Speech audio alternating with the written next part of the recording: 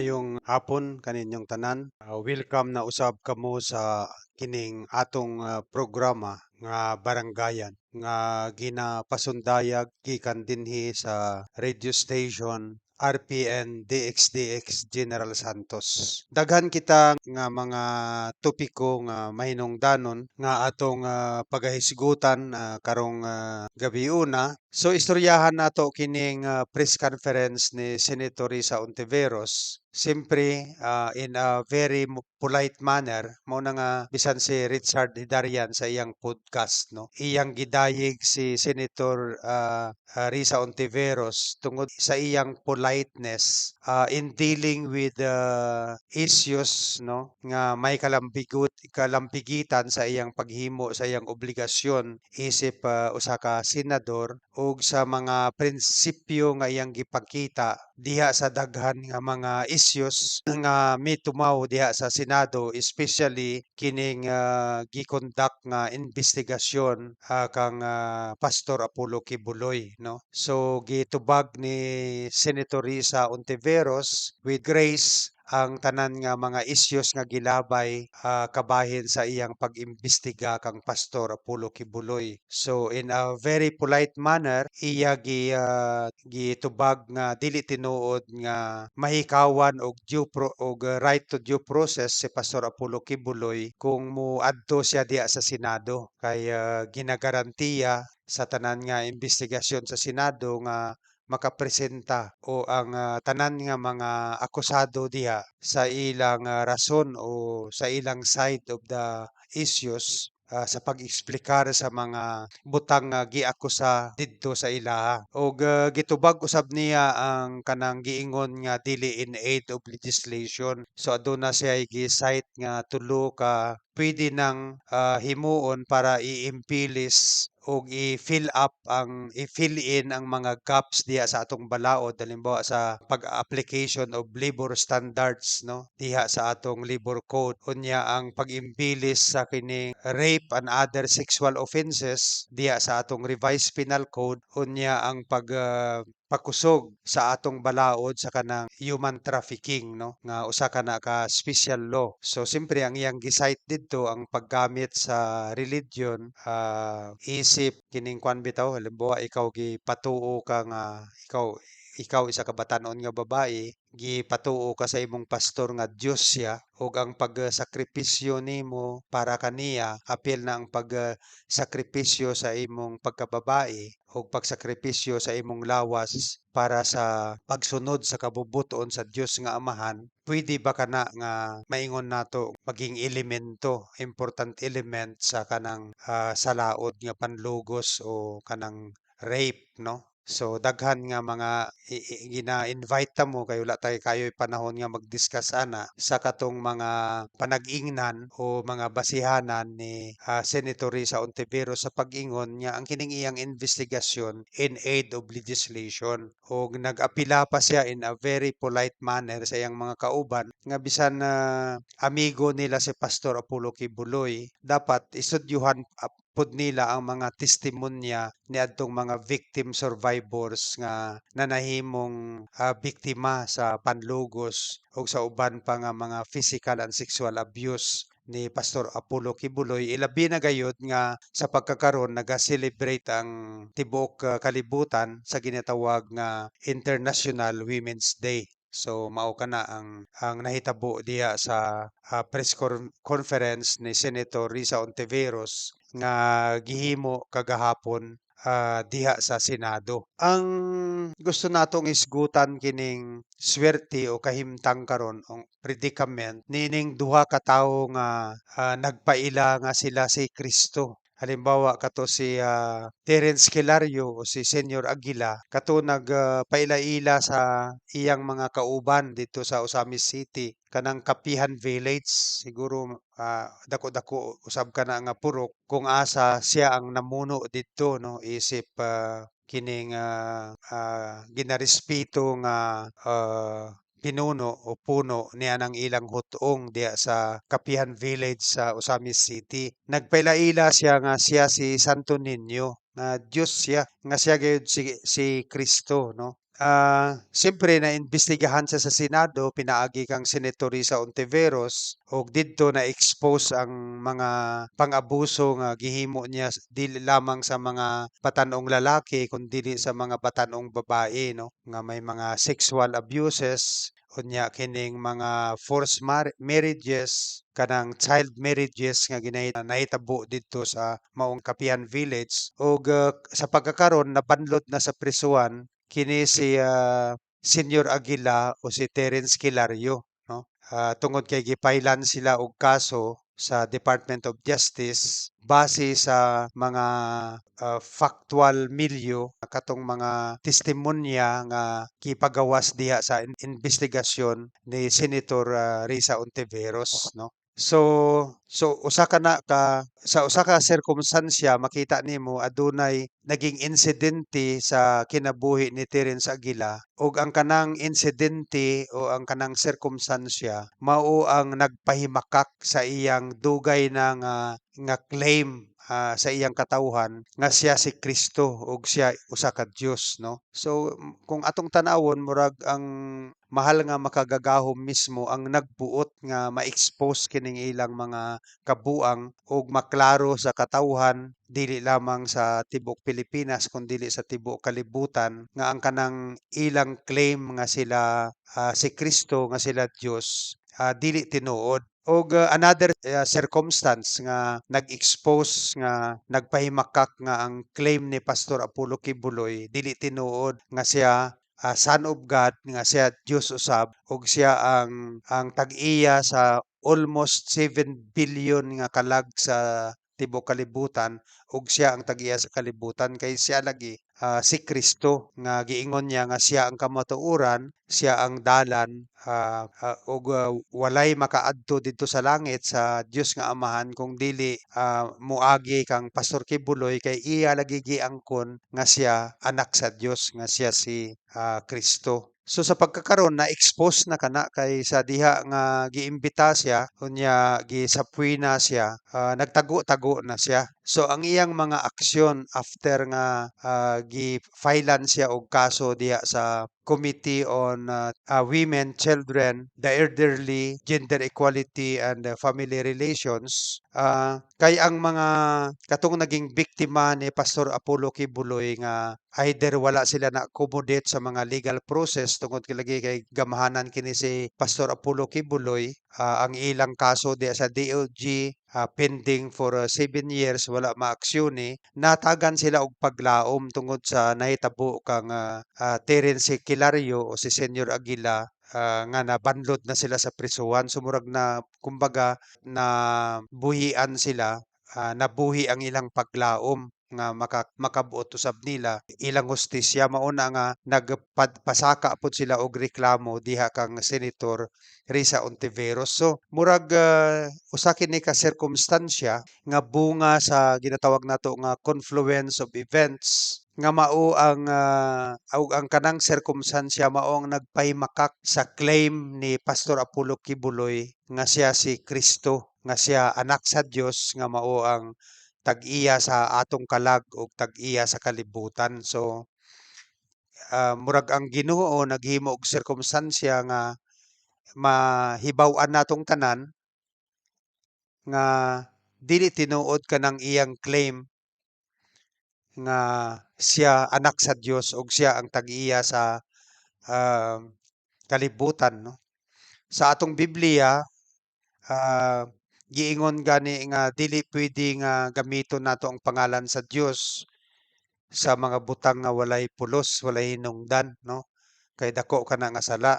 Siguro mas dako ang sala kung kita magpaila-ila nga Dios kita ug magpaila-ila i-assume nato ang kanang karakter ug ang pagka-Dios ni Kristo. So tan-aw nako dako na nga sala nga ang atong mahal nga makagagahom maghimo gayud og sirkumstansya aron ma-expose kana nga pamakak ug mao kana ang nahitabo kang Pastor Apollo Kibuloy o kang Senyor Aguila o kang Terence Kilario.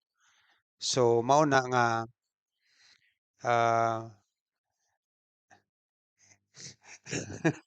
nga unta kini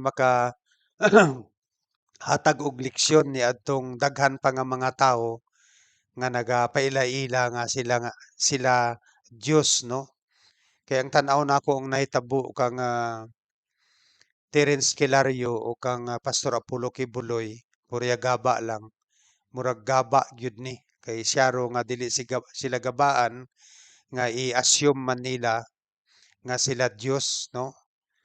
Ah, ah, magpaila-ila sila sa ilang kaugalingon nga sila si Kristo ug Dios sila nga maoy tag-iya sa atong kalag. Murag tan-aw nako, murag dili gyud pasagdan sa mahal nga makagagahom nga himuon nila kana hangtod sa hangtod, mao kana nga nag-create ang atong mahal nga makagagahom og usa ka sirkumstansya nga ma-expose ang kining pamakak ni Pastor Apollo Kibuloy.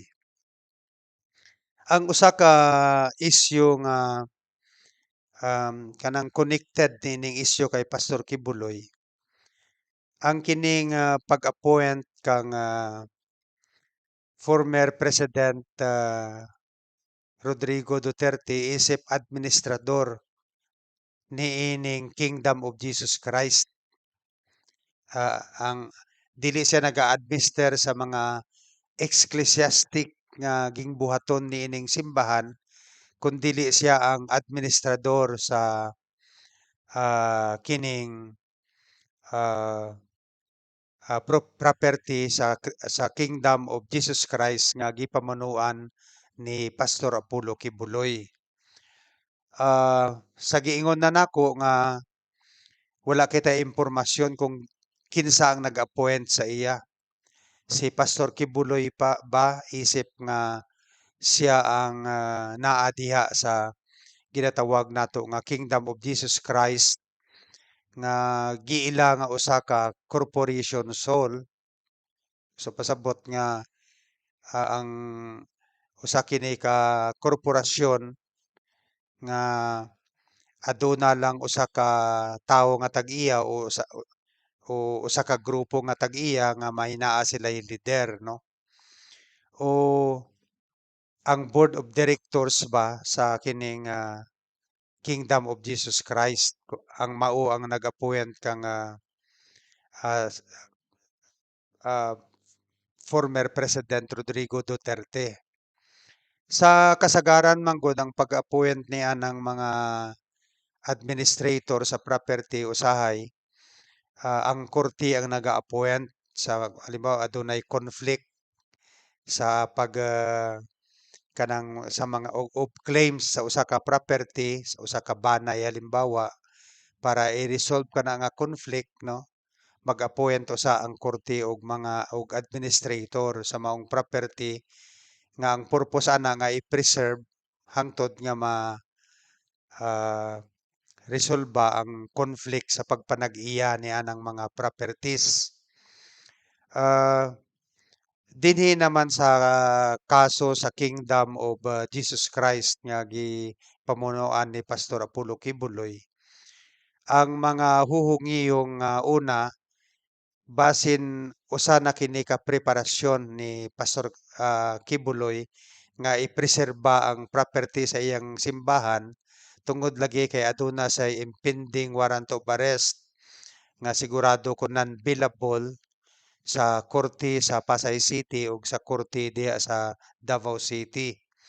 Aduna pod say pending nga warrant of arrest sa Senado ilawom kang Senator Risa Ontiveros ug aduna siyay warrant of arrest didto sa Estados Unidos, no?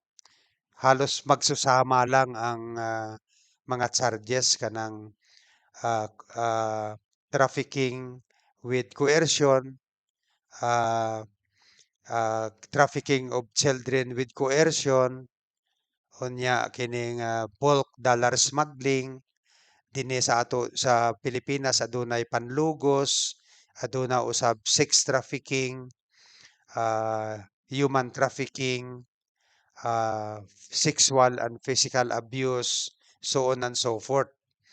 So kay non-billable man kini, pwede siya nga madakop dadon sa i-extradite dito sa United States. So siguro ang pag-appoint kang ah, ah, President Rodrigo Duterte gihimo aron nga mapreserba ang iyang property while naa siya sa prisuhan, no? Pero daghan na ang nangagpas. Una ako nangagpas nga naghatag og opinyon nga ang sa tan-aw nako kini si Pastor Apollo Kibuloy dami kini. Siya ang nagasilbing dami lamang sa mga properties og siyempre mga cash deposit, no, ni former President Rodrigo Duterte. Ang sa kining press conference ni Senator Risa Ontiveros, nag-ingon pod siya nga kana usa ka indikasyon nga adun interconnected ang economic interest ni Pastor Apollo Kibuloy og ni former President Rodrigo Duterte. Mao pod kana ang pangagpas ni Senator Sani Trillanes og ni Senator Laila de Lima nga ang Kingdom of Jesus Christ ginahimo ni President Rodrigo Duterte nga taguanan sa iyang mga dirty money o ang iyang mga properties nga na-acquire niya with the use of his dirty money, no?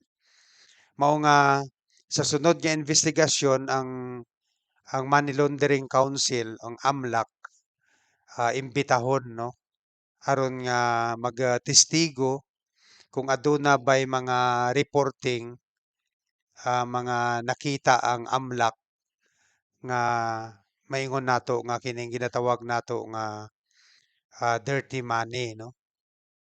Ah, si Pastor Apollo Kibuloy. So usa ka na ka maging exciting nga maingon nato nga parte diha sa mosunod nga investigasyon nga himuon diha sa atong Senado. So siyempre ang atong opinyon tungod lagi kay daghan nga mga issues sa paggunit og mga dagkong intelligence fund si kanhing Mayor Rodrigo Duterte diha sa Davao nagakabat kini og mga bilyon-bilyon ka pesos og tungod usab sa mga isyu sa plunder nga gilabay kaniya kung asa giakusahan siya nga nakigkonsabo sa katong mga duha ka suspected drug lords ug duha ka foreign fugitives sa plunder ni adtong COVID-19 response fund nga mokabat sa 11 billion pesos ug sa pagdawat niya og 4.5 billion pesos per year nga intelligence fund ug sa mga isyu niya nga aduna siya'y kanang mga hidden wealth diya sa nakadeposito sa bangko. So murag naga-reinforce kana sa sa atong opinion nga mamahimo nga ang mga propriedad diha sa napahimutang sa Kingdom of Jesus Christ iyaha kana ang uban ni ana ni President Rodrigo Duterte ug daghan ang nagahatag og opinyon sa susama nga opinyon tungod sa pagbasa sa daghan nga mga trend, no, ug mga sirkumstansya involving President Rodrigo Duterte. Halimbawa ang mga testimonya ni SPO4 Arthur Las Cañas ug ni Colonel Asierto nga involved si President Duterte sa drug trading dili lamang dinhi sa atong nasod dinhi sa Davao City diya sa Davao City kundi sa uban nga parte sa atong nasod nga Pilipinas. So mao kada nga ang tan-aw nako tungod kay under investigation man ang SMNI, ang ako naga-expectar nga tukion sa mga congresspersons nato nga miyembro sa Committee on Franchises diya sa House of Representative kining ah, paghimo o pag-appoint nga administrator sa mga property sa Kingdom of Jesus Christ si President Rodrigo Duterte. Ang katapusan nga dapat natong isgutan, nagapadayon ang daily, nightly rallies sa mga fanatics ni Pastor Apollo Kibuloy diha sa Liwasang Bonifacio ug sa uban pa nga mga magpili sila og lain nga mga venue para sa ilang daily rally, no? Diha sa ilang rally dili lamang nga si Senator Risa Ontiveros ang ilang gustong parisaynon o grabe ang mga panghimaraot nga ilang gilabay, mga butang-butang nga ilang gipinta, gilabay diha kang Senator Risa Ontiveros, kundili ang ilang advocacy mao ang either resignation ni President Bongbong Marcos o ang ouster kay gani pirmi sila nga chant og kudita sa ilang rally.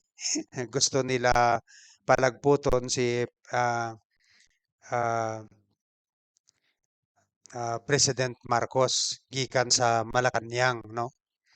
So siyempre ang mga speaker nila kining mga tawo nga adunay kining mga ginatawag nato nga mga shady characters o mga crackpots, no? Ang ilang mga speaker halimbawa si ah, ah, Siles, no? Nga usa ka kaniadto na sa listahan sa drug list ni Duterte. Unya naapod si Harry Roque ug naa si Attorney Panilo ug uban pa nga mga people with shady characters, apil na ang mga crackpots nga mga generals mao nang ilang speaker. Sumala sa ngiyong ginapadako daw nila ang ilang rally pero wala man kini nagadako pag-ayo. In fact, wala kayo kini pansin, ginatagad sa social media o sa mainstream media pero naga-target daw sila og 50,000 nga participants pagkatapos na ilang lusubon o atakihon ang Malacañang aron nga palagputon si Bongbong Marcos. Mao na ang mga hungiyong nga gawas diha. Pero ang tan-aw nako murag dili man ni mahitabo. Kay ang isip nako nga ang naa sa akong opinion mao nga dili tugutan sa katawan sa Pilipinas nga kining si Pastor Apollo Kibuloy aron lamang nga siya makalingkawas sa iyang dako nga suliran sa iyang kinabuhi kay pwede man siya nga i-extradite pagadakpon og dadon sa US, presohon og taralon didto o kung ma-convict siya, no? Maprubahan sa korte nga siya sadaan, pwede nga magsilbi siya og sentensya dito sa Estados Unidos ug pagkatapos niana mobalik siya dinhi sa Pilipinas aron itaralon usab sa kining mga heinous crimes, kining mga non-billable offenses nga ipasaka dinhi sa iya dinhi sa Pilipinas. Ang kining non-billable offenses kay daghan man na daghan nga case kanang counts of human trafficking, child trafficking, several counts of rape. So ang matag count of kanang usa ka rape case kuan man na reclusion perpetua. So kung aduna kay daghan nga mga kaso, so you will be meted out punishment sa pila ka reclusion perpetua Pero siyempre may naay computation diha ah, nga kung nga kasagaran ang pinakataas nga nga number of years nga kung asa mapriso ang usa ka tawo nga adunay ah, penalty nga reclusion perpetua 40 years. So kung 74 karon si Pastor Kibuloy, so 74 plus 40 years. So mao kana ang iyang edad bago siya makagawas. Sobra na siya 100 years ang iyang edad una siya makagawas. Kung ma-prove diha sa korte ang kining mga salaod nga giakusa kaniya. So ang tan-aw nako dili pud motugot ang katawhan nga palagputon nato ang usa ka gobyerno aron lamang sa kausa nga personal ni Pastor Apollo Kibuloy tungod kay nahadlok siya nga mapriso, iya na lang lumpagon ang atong gobyerno ug alisdan ang mga opisyal nga pabor kaniya aron nga dili na siya mamahimong accountable patubagon sa mga salaod nga iyang gibuhat.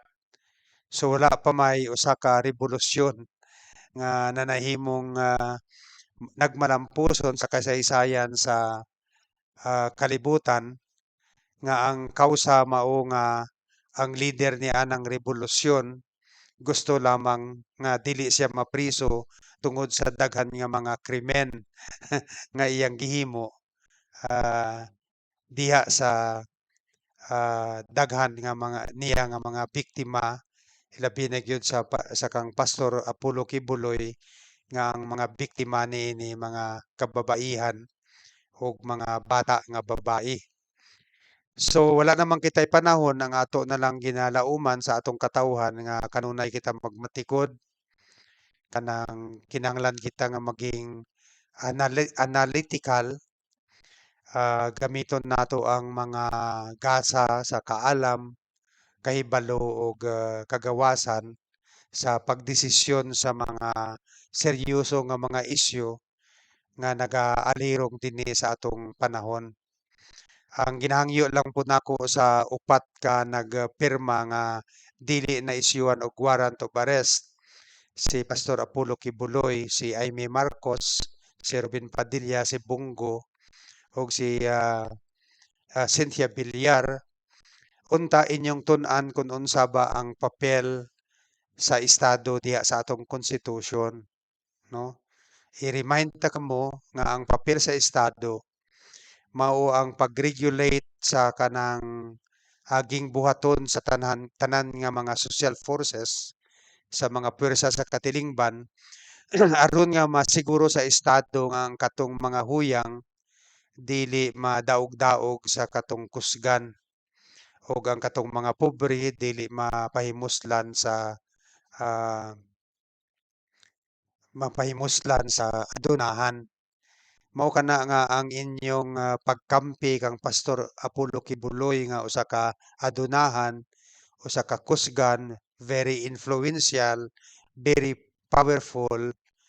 Kamo isip nga mga senador sa atong nasod, wala ninyo gina-exercise ang power of the state as public official. Tungod kay ang inyong gisuportahan mao katong mga kusgan, mga gamahanan og mga impluwensyado nga individual batok niining mga pobre, walay kwarta, walay gahom nga gihikawan sa hustisya nga nagahangyo diha kaninyo nga unta ah, imbestigahon ang kining kaso ug kung kinsa man ang sad-an they should be made accountable for the crimes that they had committed against their fellow men, against their fellow women. So unta nasabtan kini sa atong upat ka mga senador ang kining unsa bagayod ang papel nga sa estado sa atong katilingban ug unta masabtan sa tanan nga mga miyembro sa Committee on Women, Children, etc. diya sa Senado nga unta nining adlaw wala nay bisan unsa pa bisan usa na lang kaninyo nga mopirma pa ni anang dokumento nga ang kansang tumong maong pagbasura sa contempt order ni Senator Risa Ontiveros o sa pa-issuance of warrant of arrest against Pastor Apollo Kibuloy. So ang na lang kita dinhi ginausab nako palihog subscribe kamo sa akong YouTube channel o i-share ninyo ang akong YouTube channel para nga maabot nato ang mas daghan nga mga higala nato dili lamang dinhi sa atong nasod kundi sa tibok kalibutan. Daghang salamat ug maayong hapon kaninyong tanan.